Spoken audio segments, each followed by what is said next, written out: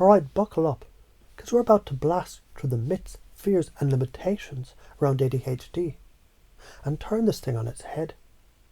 We're not going to be sugarcoating it or walking on eggshells. We're going to dig deep. And I'm going to show you exactly how to flip the narrative. ADHD isn't a curse. It's a different wiring.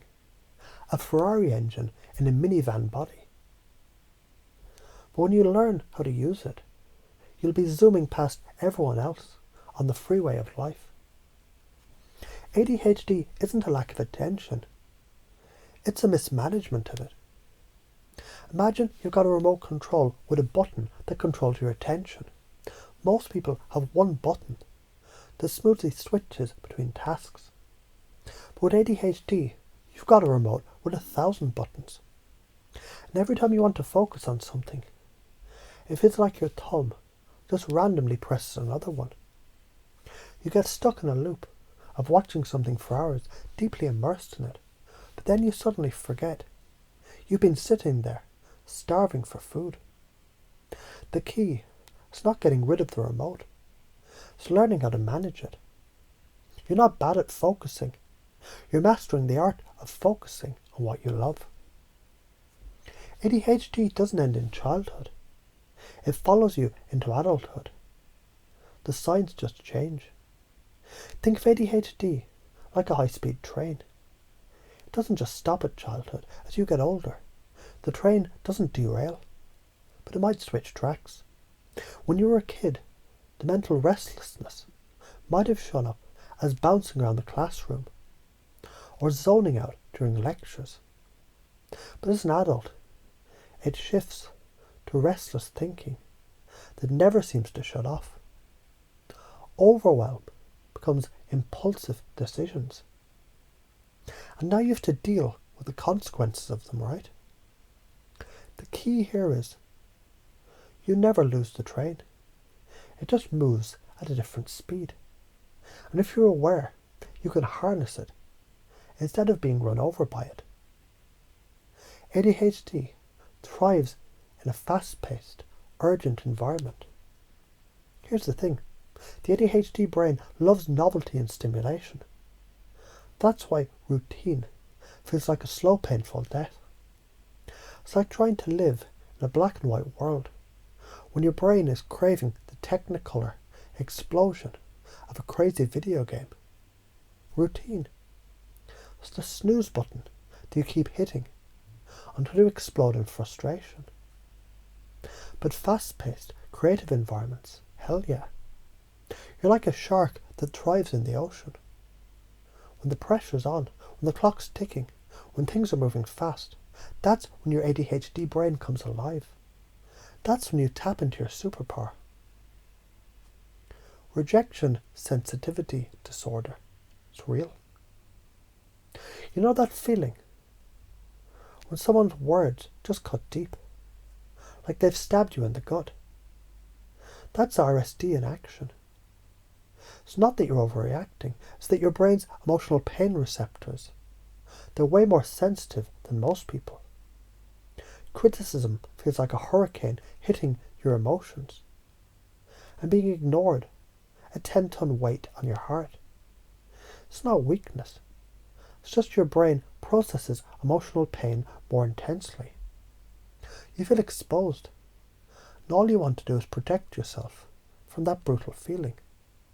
But if you can recognize this, you'll realize it's your brain's way of protecting you from the sting. ADHD and entrepreneurship are a match made in heaven. Think about it. Entrepreneurs, they're risk takers, right? They're the ones who are okay jumping into the unknown without a map. And guess what? An ADHD brain loves the unknown. You're not afraid of uncertainty, you thrive in it. You're a big picture thinker, a creator, a builder, sure. Maybe you struggle with structure, but you can create your own structure. That's your sweet spot. Just look at the inventors, the dreamers, the disruptors. They all had ADHD traits. The real bottleneck, executive function. This is the mountain that you have to climb. Planning, starting tasks, Prioritizing, yeah. It feels like you're hiking up Everest with no gear.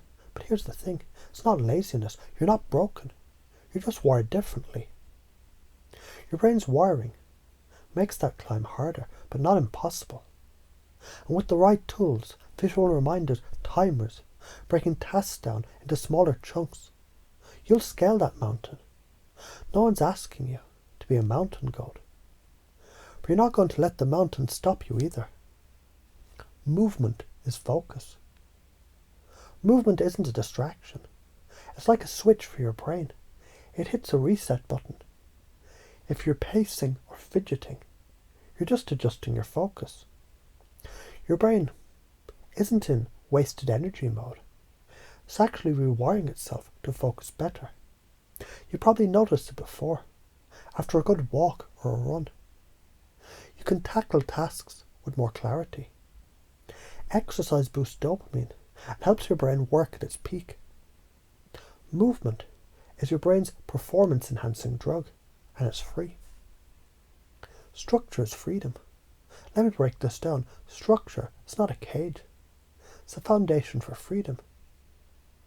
You know how a well-made chair lets you sit comfortably and relax without falling over? That's structure.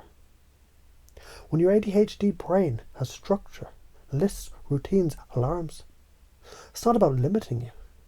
It's about freeing your brain to do what it does best without constantly fighting against the current. It's like a car engine.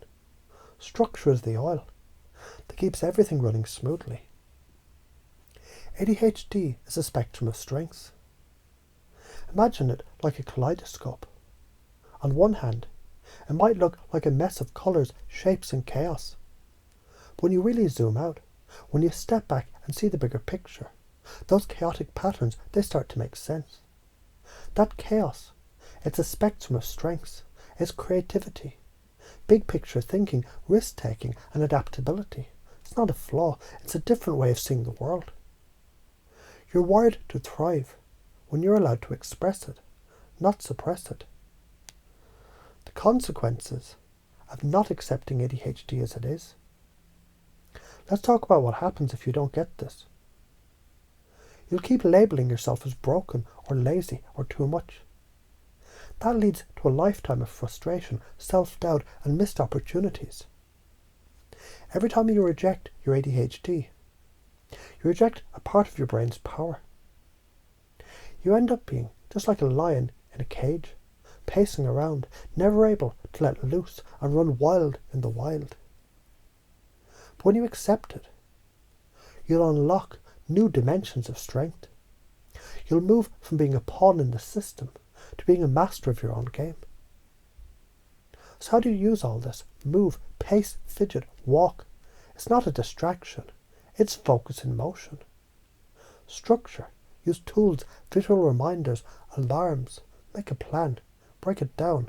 Small chunks. Do it on your terms. Embrace novelty. Thrive in environments that are fast-paced and challenging your creativity. Leverage your emotional sensitivity. Instead of avoiding pain, use it to fuel your purpose. Understand RSD. It's just a brain's defense mechanism. And listen, don't be afraid of people's reactions. People may judge you. Let them. But you know what? Their opinions are their problems, not yours. You know who you are. Embrace that power. Own your ADHD. And turn it into jet fuel that propels you forward. ADHD isn't a defect. It's the wrongly diagnosed superpower. So stop listening to people who say you're too much or not enough. When you master your ADHD, you'll realise the sky isn't even the limit. You'll blow right past it.